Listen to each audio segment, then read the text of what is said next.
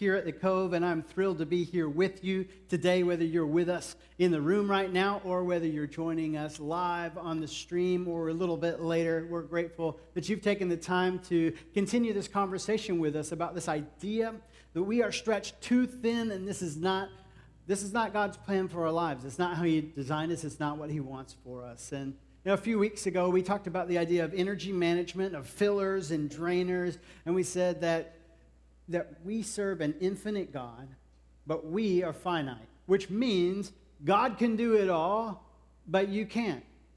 God can handle everything, but you need to rest, and that's okay because He invites you to rest in Him. And then we've taken the last couple of weeks and we've talked about some spiritual disciplines that we can put into place in our lives to help us live at the rhythm and at the pace that God has designed us for in a way that's sustainable and in a way that brings glory and honor to our Father. So we talked about silence and solitude 2 weeks ago. And last week we talked about Sabbath. And we said that Sabbath says, God, I have enough and you are enough. And today we're going to talk about simplicity. And as we begin, I just need to confess to you that I hate shopping. Anybody else? I know hate is a strong word, but it's the right word. Sometimes it's just the truth, okay? If I can avoid going to a physical store, I 100% will. And this has nothing to do with a pandemic. It's just how I'm wired. I don't enjoy it. But every once in a while, I have to because the shirt that I bought 15 years ago, my wife won't let me wear in public anymore. You know what I mean? And so you got to go, and you got to go in there. And so Abby and I will go in together, and then we'll split, and we'll go opposite ways. And after what feels like 17 days to me, but it's probably like an hour, we come back together, and one of us will ask this question: do you find something you can't live without? And the other one will inevitably answer, well, just you.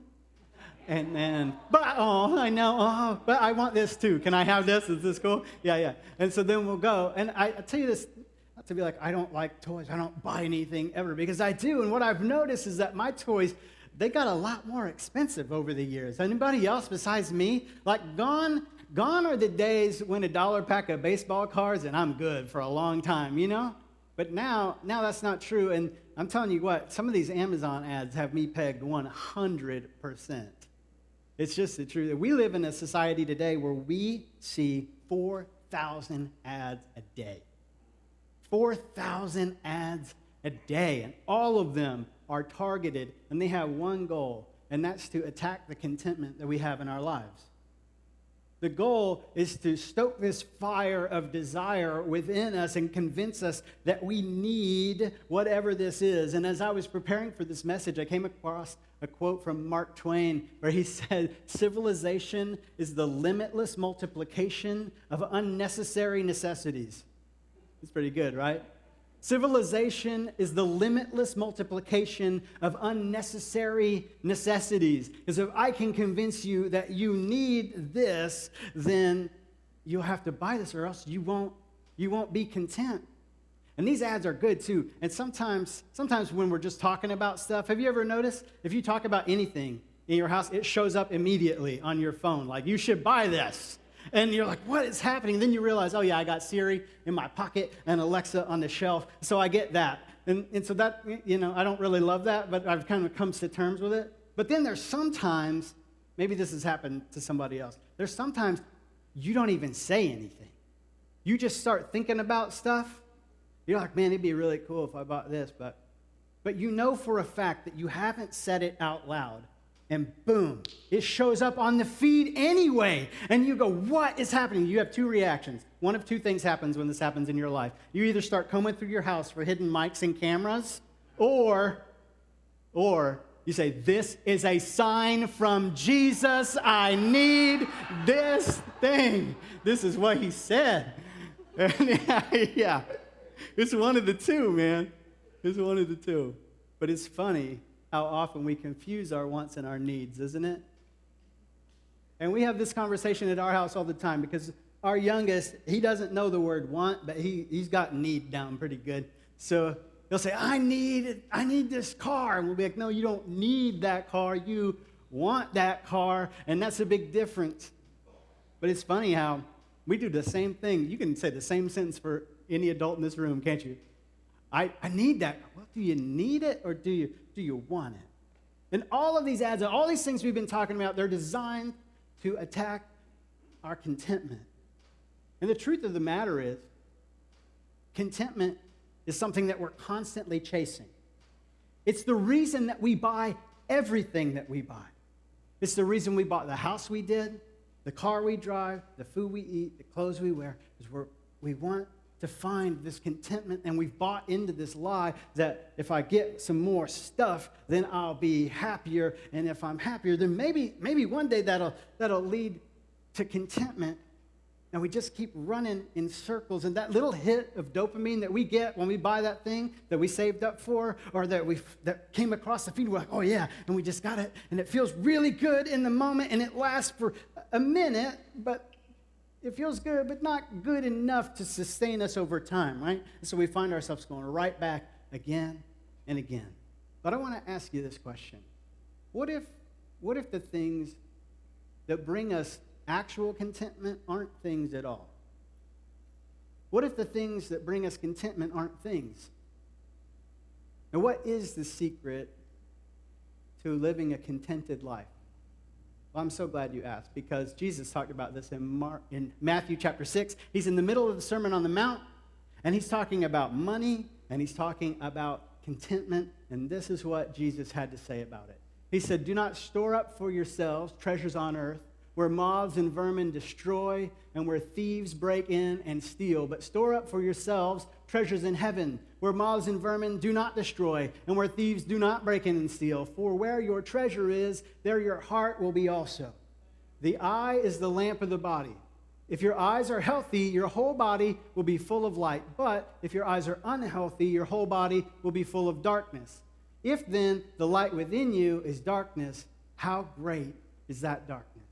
No one can serve two masters. No one.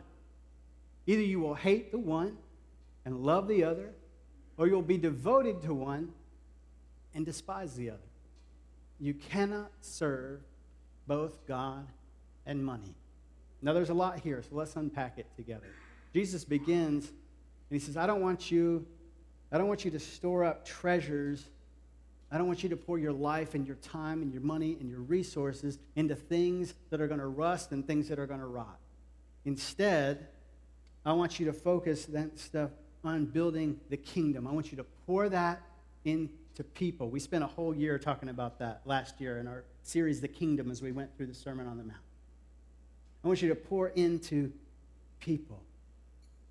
Because where your treasure is, there your heart will be also. Your heart will follow that. And the truth is, your heart directs your desires. Have you noticed? Your heart directs your desires, so you got to aim your heart in the right direction.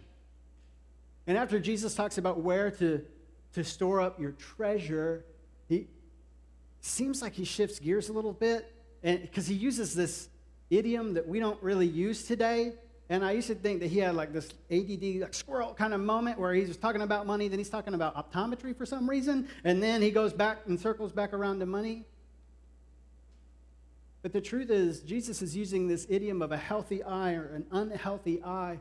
And in Jesus' day, when somebody said you had a healthy eye, what that meant is that you were focused on the things that mattered, and you were generous to the poor. And the inverse of that is also true. If you have an unhealthy eye, it means you're focused on things that don't really matter all that much. Maybe they're not necessarily bad in and of themselves, but they're not the best, and you're stingy. And you're not generous with the poor. And Jesus is building to a point here. He says, I want you to store up treasures in heaven. I want you to pour into people because your heart's going to follow those things. I want you to have a healthy eye because you can only serve one master. You can only serve God or money. It's not a both-and kind of situation. And he said, you'll be able to tell whom you serve by taking a look at where you place your treasure and seeing whether your eye is healthy or not. You follow me? You'll be able to tell whom you serve by taking a look at where you place your treasure and taking a look at the health of your eye. Now, maybe you're wondering, what does this have to do with contentment? Everything. Because I want you to take a look at what Jesus says next. He says this, therefore I tell you, do not worry about your life, what you will eat or drink, or about your body, what you'll wear. Jesus has a way of getting all up in your business, doesn't he? Because he knows the things that we're anxious about. He knows the things that consume our thoughts. And you know what I've noticed is that anxiety is the opposite of contentment, isn't it? Anxiety is the opposite of contentment, because when I get anxious, I'm no longer content because I'm worried about all of these things. And Jesus just puts his finger right on it and says, food and shelter and clothing, and these are the things that you're worried about. And you're looking for contentment in these things, but you won't ever find them there. They cannot be found there. It doesn't matter how good the deal was. It doesn't matter how much money you saved on Prime Day. None of that matters, because that's not where contentment is found. It never has been, and it never will be. And he concludes this section of the Sermon on the Mount by saying, but seek first his kingdom, God's kingdom, and his righteousness, and all these things will be given to you as well. Therefore, do not worry about tomorrow, for tomorrow will worry about itself. Each day has enough trouble of its own. What a promise. What a Savior. He said, I know you're worried about all this stuff. You know who provides it, right? What I want you to do is focus on building the kingdom, and I will provide what you need. Notice he didn't say, I'll give you everything you ever wanted. He didn't say that. He said, I will provide what you need. And we see Jesus say this. And would it be fair to say that Paul took Jesus at his word? Would that be fair? A few years later, let's fast forward, and Paul's writing to the Philippian church, and he pens one of the most famous verses in all of Scripture. Maybe you have it on the wall at your house, or it's on a pillow or something. It's Philippians 4:13. Anybody know what it says? I can do all things through Christ who strengthens me, or who gives me strength, depending on your translation, right? The funny thing is, when Paul wrote these words, he wasn't talking about winning a football game. He wasn't talking about getting a promotion at work. He was talking about contentment and being content in all circumstances. And I want to show this to you from Philippians chapter 4, beginning in verse 11. It says this, I'm not saying this, he's asking them to give. He said, I'm not saying this because I'm in need, for I have learned to be content whatever the circumstances. I know what it is to be in need, and I know what it is to have plenty. I've learned the secret of being content in any and every situation, whether well-fed or hungry, whether living in plenty or in want. I can do all this, all things, through him who gives me strength. So what's Paul talking about? What is the secret of contentment that Paul's talking about here? He's talking about having a relationship with God. And how do I know? Because if you rewind a little bit to earlier in the chapter, earlier in the book, he says, don't be anxious about anything. Because anxiety is the opposite of contentment. Don't be anxious about anything, but in everything, in prayer and petition, present your request to who? To God. And what will happen when you do? And the peace of God will fill your heart and your mind as you live in Christ Jesus. See, contentment, it was never going to come from things. And I'm not telling you anything you don't know already, because you've known that money and possessions don't bring contentment for a long time. Because listen, if you could buy contentment, you'd have bought it already. You'd have already done it. And if not you, you would certainly know someone, or at least of someone, who bought it. But you can't buy contentment. And what I'm about to say next may sound a little bit strange coming from a preacher, but money and things can improve your life. Like, we know that, right? But only to a point. And there is a point where money and things stop improving our life and they start making it worse, don't they? It's like we talked about last week, where we said, you can work a certain amount of hours and your productivity will increase with the hours you work, but once you hit a certain number, it levels off and then it starts to tank. The same is true with money and stuff. And it's interesting because Princeton University did a study on this as well, and they found the number that you got to hit. And once you hit this number, that's all money can give you. You know what the number is? It's $75,000. And that's not per person, by the way. That's per family. And this is a national average because, listen, we understand that $75,000 in some places is a whole lot of money. And $75,000 in some places ain't going to cut it. The point is not $75,000. The point is that once you get to a certain level where you're not worried if the lights are getting cut off anymore or if there's going to be food on the table, money will continue to promise you that it can bring you happiness and fulfillment, that it underdelivers every time, doesn't it? Money overpromises and underdelivers every time. And maybe you've heard the phrase, less but better. You heard that before? I need less stuff. I just need better stuff. Like, I don't need 7 TVs. I just need one really awesome one, you know? But what if it's not less but better? What if it's less is better? What if there's something to this ancient idea of living simply? Maybe you prefer the term minimalism. That's kind of the phrase of the day, right? I'm a minimalist, and I'm living simply and all this stuff. And for those of you who are concerned, don't worry. I'm not going to ask you if your blue sweater sparks joy. I promise I won't, okay? Because I really don't care if your blue sweater sparks joy. But I do want to ask you this question. Are you spending time to get money? Or are you spending money to get time? Because there's a huge difference between the two. You spending time to get money? Or are you spending money to get time? Because we know that contentment doesn't come from money and stuff. Contentment, to the contrary, comes from our relationships, doesn't it? With those that we love, and more importantly, true contentment comes from a relationship with our Father. Therefore, if I spend more time with my Father, the more likely I am to be content. You follow me? As it turns out, the secret to contentment isn't belongings, it's belonging. The secret to contentment isn't, nor has it ever been, belongings. It's belonging. And because of what Jesus has done, we do belong with our Father. That's why he came. He came to give his life for you and for me because the sin in our own lives broke our relationship with God and separated us from him. So he said, I'm going to come. I'm going to live a perfect life and give that life for you on the cross. I'm going to raise up from the dead on the third day and conquer sin and death and Satan and hell forever and make a way for you to come back where you always belonged. Come back into a relationship with your Father, to come back to the source of contentment, to have the possibility to find what you've been looking for all this time. And if you don't know how to do that, I would love to chat with you before you leave this place today.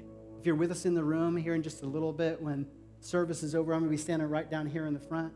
I'd love to talk with you. If you're with us online right now, take a minute and email us at hello@swisscovechristian.com. Because listen, the goal of our conversation today is really not to help you declutter your closet. It's to help you declutter your life. Because we didn't come today to say, oh, your stuff and your toys, those are evil and those are bad in and of themselves. And the question isn't, do I have too much stuff? The question is, does my stuff have me? Is it sucking up so much of my time and my resources and my treasure that I don't have the time to spend with those relationships that matter? And most importantly, I don't have the time to spend with my Father because I'm too busy chasing all this stuff over here that has failed me time and time and time again. So what I want you to do is take a look at your life and ask this question. Not, does it spark joy? Because it can, by the way. Ask this question. Is this thing, is it pulling me closer to God or is it pushing me further from him? Is it pulling me closer to God Or is this pushing me further from him? I want you to share things when you can and give stuff away, not because stuff in and of itself is evil, but you know what I've noticed is when you start to release stuff, it starts to release you too.